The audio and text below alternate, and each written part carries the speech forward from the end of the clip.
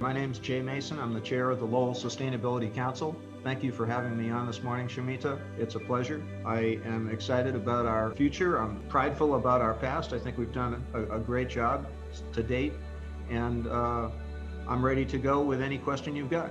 Well, we have been meeting virtually. That's the big difference. I think we adjusted well to that. A lot of us are in the service industry, the professional service industry, so working from Zoom is not the craziest thing in the world. It's not the most intimate, it's not the most familiar, but we've managed to transition, I think, quite well. Our liaison, Chris Hayes, has done a terrific job connecting us together and keeping us going and following with minutes every month. And just so people know, the Sustainability Council has a website, and we publish our meeting notes, our agenda. We do a bit of a blog describing our actions each month. So people can pick up on that on the city website, as well as learning about our efforts on our Facebook page. And you can just Google the Lowell Sustainability Council to get to either of those locations. Again, we've been working on our many initiatives. We closed out the Community Choice Aggregation Program, which we helped the city obtain 59% green energy. Really excited about making that progress.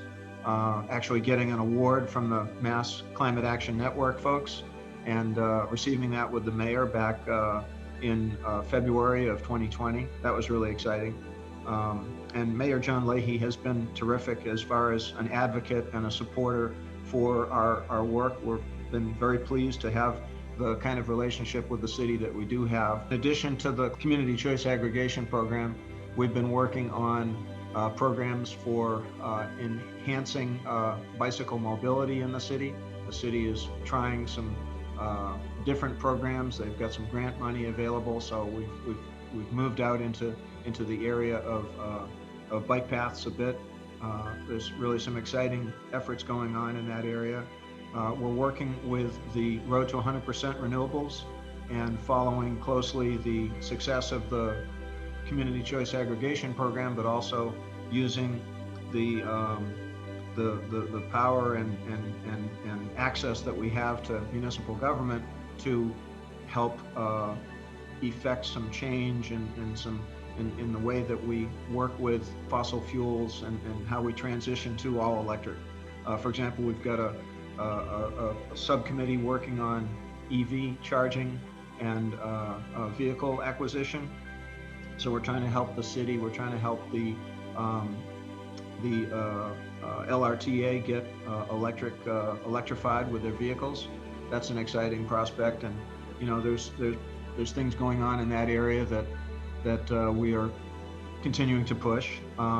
We are working with we've followed closely the gas pipeline construction project that National Grid has put into place, and the Conservation Commission has currently held up right now for a time to ensure adequate protection of the wetlands and the areas of sensitivity, the sensitive areas along the route, which kind of parallels Route 3.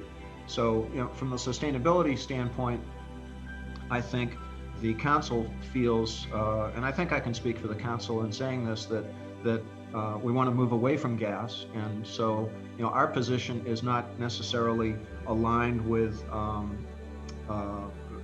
protecting the endangered natural areas of the pipeline, but just simply the pipeline itself. But if natural areas can be something that causes us to look more closely at what we're doing with pipelines and how we're investing our money in systems that will last for tens of years, we feel good that we're going in the right direction. So that's another program. And then lastly, I'll conclude with the Lowell High School program. We're doing what we can to engage with the city and see that the city uses a solar array on the high school project. We're working with a consultant that has terrific experience with school systems and municipalities in getting programs of the same scale. You know, we're looking at a 300 kW system on the high school gymnasium project, and that could actually expand larger if we were to do other rooftop areas of the rest of the building. So we're looking at doing that as well. So we're pushing on that as best we can, and celebrating Earth Day. We've got a open house coming up. I'm working on a project with Jane Calvin and Anthony Naganga, and the project is trying to address climate change and bring young people into the conversation. So, you know, we have a problem statement that climate change is an issue that's not being adequately addressed locally. So how do we facilitate, support, and incentivize youth to have a local impact on climate change? So if you ask yourself that question, you've got to understand a little bit about the environmental issues around climate change and what people feel about climate change, and then how do we reach these people where they are. So we've done a survey. We've reached out to over 300 folks that have filled out our survey, and we're now fashioning a program that might lead to, that will lead to some, we're trying to maximize input on doing something about climate change.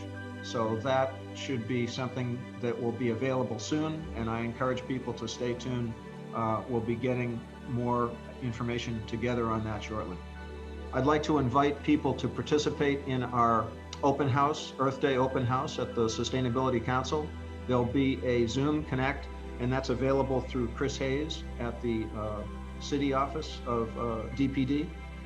So please click the link on the Facebook page to get to our meeting. We'd love to have you. What we're going to do is kind of a round robin open house where people will talk about the programs that they're working on. For example, the Lowell High School solar project, the bicycle mobility project, Road to 100%, renewable clean energy, and we'll get input from city partners like yourselves that can help us do a better job of being the representatives for a sustainable Lowell. So we are looking for board members on the Sustainability Council. We want to do the best job that we can to advocate and promote sustainability and the ability to fight climate change. The only way we can do this in force at scale is to have a full complement of board members. Right now we're looking for 2. So please get in touch with us through our website or the Facebook page, or contact the city manager directly, and let us know of your intent. We are anxious to put a few more bodies under the tent and be able to do a little bit more work.